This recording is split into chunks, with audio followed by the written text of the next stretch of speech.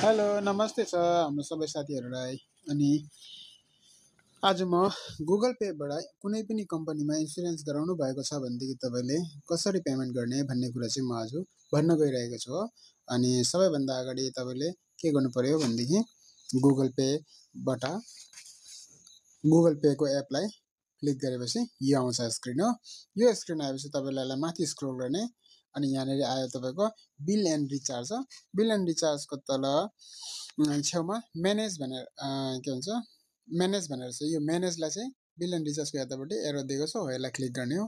यसलाई क्लिक गरेपछि अब यस्तो आउँछ यो स्क्रिन। यस्तो आएपछि तपाईँको अलिक माथि गर्ने, अब यहाँनिर एलआइसी भनेर केही पनि देखाएन, फेरि भ्यू अलमा क्लिक गर्ने, पेमेन्ट क्याटेगोरिजमा भ्यू अलमा हो।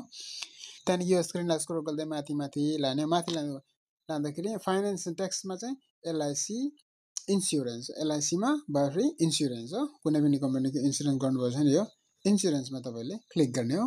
त्यहाँदेखि अब तपाईँले कुन कम्पनीमा इन्सुरेन्स गर्नुपर्छ, जस्तो कि लाइफ इन्सुरेन्समा छ भने माथि नै रहेछ यो लाइफ इन्सुरेन्स क्लिक गर्ने। अनि यहाँनिर तपाईँको पोलिसी नम्बर लाउने, जस्तो कि म आफ्नो पोलिसी नम्बर यहाँ लाएर तपाईँलाई देखाउने छु ल। जस्तो कि 5 मेरो पोलिसी नम्बर लाउँदैछु ल। तपाईँले आफ्नो पोलिसी नम्बर लाउनु पर्ने हुन्छ।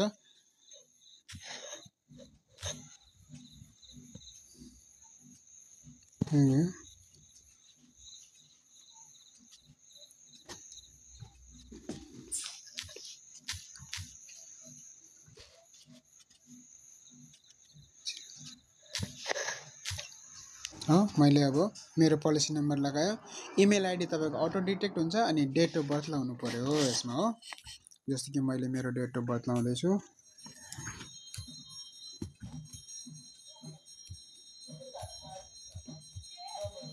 यस्तो भएपछि यहाँ निकनेम तपाईँले जे पनि लाउँदा हुन्छ। जस्तो कि म मेरै नाम लाउँछु हो, पेम्बा।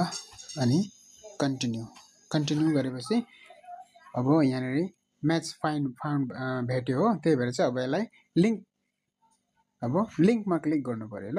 लिङ्क गरेपछि चाहिँ तपाईँको अब पेमेन्टहरू गर्नु छ भने, जस्तो कि मेरो अब दिनुपर्ने छ होइन, अनि मैले यहाँ बिल पे गरेँ भनेदेखि चाहिँ अब यो मैले दिनुपर्ने हुन्छ। जस्तो कि अब म यसलाई अहिले पेमेन्ट गरिदिँदैछु ल। पेमेन्ट गरेर पनि देखाउँछु। जस्तो कि ग्रान्ड लोकेसन पेमेन्ट गर्नु चाहिँ अलिक नमिल्ने रहेछ ल। मिल्ने चाहिँ रहेछ तर म यसलाई चाहिँ नगर्नु पर्यो ल। अनि अहिले गर्दिनँ म पेमेन्ट। अनि यसरी पेमेन्ट गर्दा